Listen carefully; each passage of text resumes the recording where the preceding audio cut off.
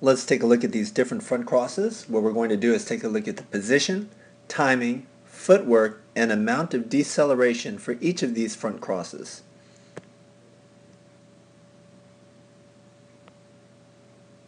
Okay, so on this first front cross, let's take a look at the handler position. And we need to do this at the dog's takeoff point. So at the dog's takeoff point, the handler has begun the front cross. She's starting to rotate toward the dog at the takeoff point, and this is pretty good timing. This is probably the last possible moment that you can start to cue the front cross without being late. If you take a look at the position, you can see the handler is pretty much right on an imaginary line between these two wings. Perfectly. And if we take a look at her footwork, she's got a beautiful three-step front cross here. Here's her commitment step. That's the right. 1, 2, 3. The third one's the power step here. And you see that lets her dog know that they're headed in this direction here.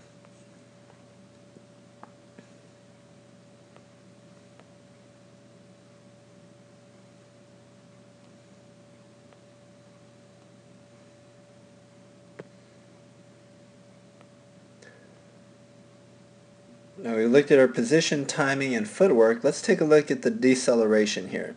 And you'll notice that there really isn't any from the handler. So here she's running, she's leaning forward, goes right into the front cross. You see that? Front cross, and again, out of the front cross, acceleration. Leaning forward, leaning forward. Throughout the entire front cross, there is nothing but acceleration. So the dog is going to just zoom through this thing. And that's what you want when you have that kind of an angle on this kind of front cross. Now let's take a look at the next one in real speed.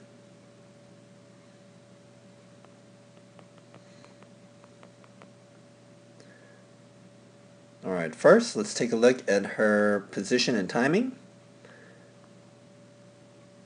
So to do that, we freeze the dog at the takeoff point. And you see that at the takeoff point, the dog is just starting to leave her feet, and the handler is just beginning the front cross here, rotating toward the dog and getting her feet in place. You can see that this one is a little bit late because the dog is up in the air. So anytime this happens, the dog is going to jump a little straighter than they should, and the turn here will not be quite as good as you'd like it to be. But this is still a pretty decent job. So we've talked about the timing. Let's take a look at her position. We're going to draw this imaginary line between the far wing of the wingless and this purple jump here. So that's where she needs to be. And you see she's pretty much right in the middle and perfectly on that line. And she gets in a very nice front cross here. Now let's take a look at her footwork. Commitment step, 1, 2, 3, the power step. Very well done. Now let's take a look at the degree of deceleration from a different angle. This is the exact same front cross you just saw. So we had two different cameras taking video of the same front cross. So this is the same front cross we just looked at.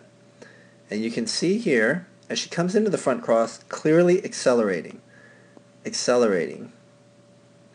And now here you see that she has started to stand straight up. Her stride is shortening. She is slowing up and decelerating even before the dog reaches the takeoff point.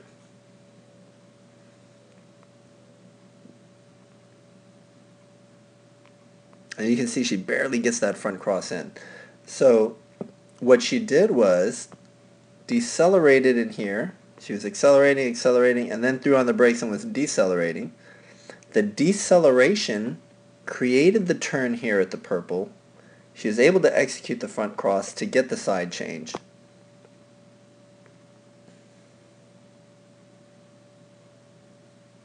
Now we're going to look at our last example, which is the wrap.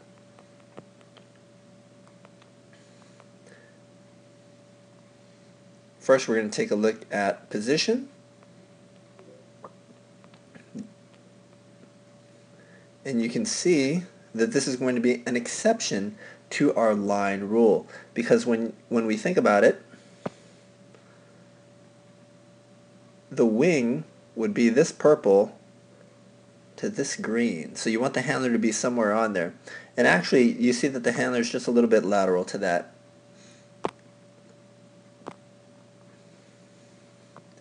Next we take a look at the timing. So we want right at the takeoff the handler to begin execution of the front, and you see that at the takeoff point she has begun to rotate. Her feet are starting to move in here, so I think the timing here is excellent, so that as the dog comes around this wing, the handler is already in acceleration back over the green jump.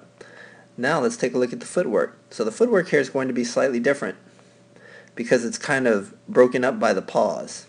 Okay?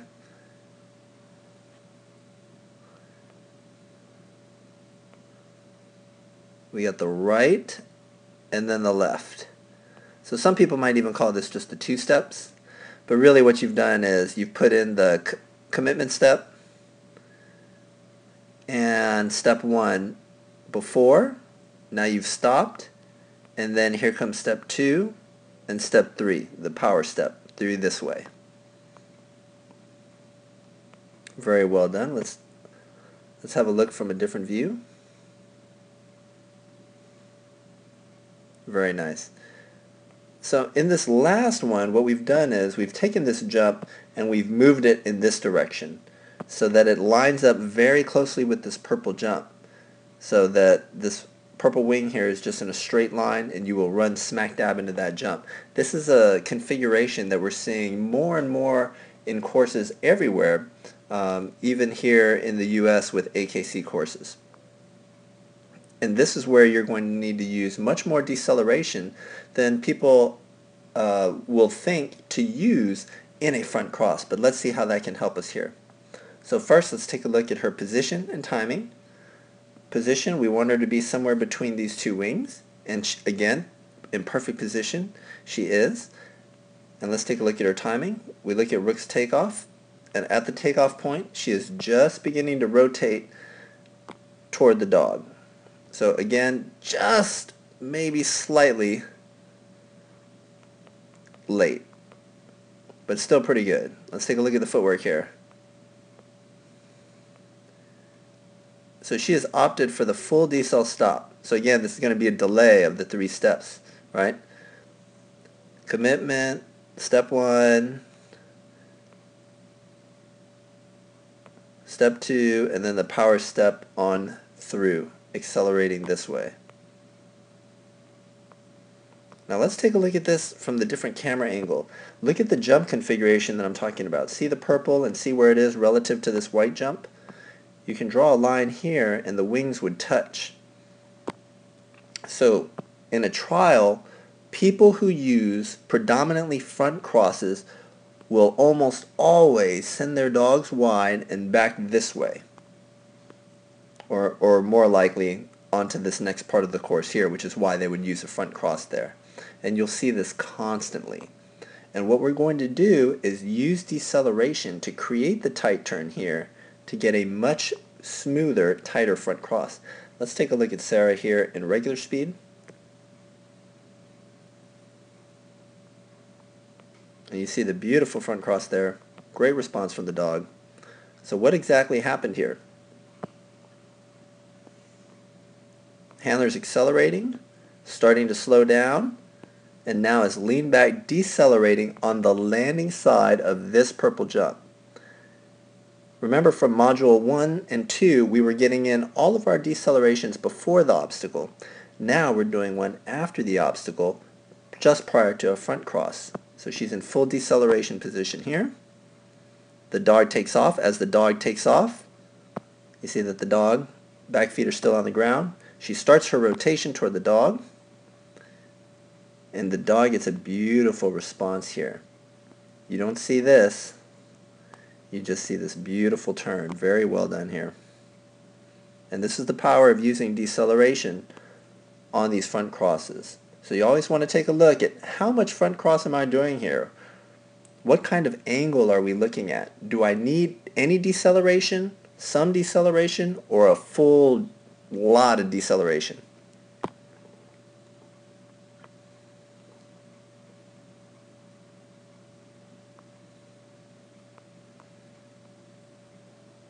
And just one more time, I'm going to let you run through these videos, both angles at full speed.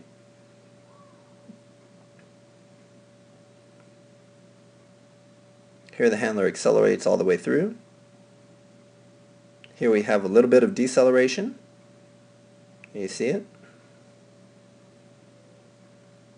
Here we have a lot of deceleration.